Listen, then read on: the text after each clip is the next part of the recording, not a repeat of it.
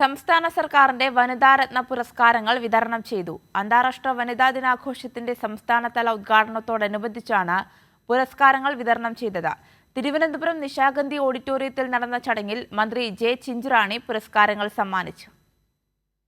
സാമൂഹ്യ സേവന വിഭാഗത്തിൽ കോഴിക്കോട് സ്വദേശി ടി ദേവി, കായികരംഗത്ത് ആലപ്പുഴ ജില്ലയിലെ കെ വാസന്തി, പ്രതികൂല സാഹചര്യങ്ങളെ അതിജീവിച്ച് ജീവിത വിജയം നേടിയ വനിതാ വിഭാഗത്തിൽ വയനാട് ജില്ലയിലെ ഷെറിൻ ഷഹാന, സ്ത്രീകളുടെയും കുട്ടികളുടെയും ശാക്തീകരണത്തിൽ വയനാട് ജില്ലയിലെ വിനയ എൻ, വിദ്യാഭ്യാസ മേഖലയിലും ശാസ്ത്ര സാങ്കേതിക മേഖലയിലും വ്യക്തിമുദ്ര പതിപ്പിച്ച വ്യക്തിയായി ഡോക്ടർ നന്ദിനി കെ കുമാർ, കലാരംഗത്ത് പി കെ മേദിനി എന്നിവർ വനിതാരത്ന പുരസ്കാരം ഏറ്റുവാങ്ങി.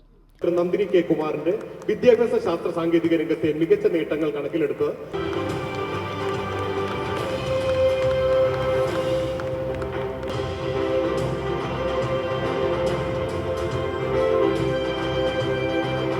മികച്ച വനിതാ ശാക്തീകരണ പ്രവർത്തനങ്ങൾക്കുള്ള അവാർഡിന് കാസർഗോഡ് ജില്ലാ കളക്ടർ കെ ഇമ്പശേഖരൻ അർഹനായി.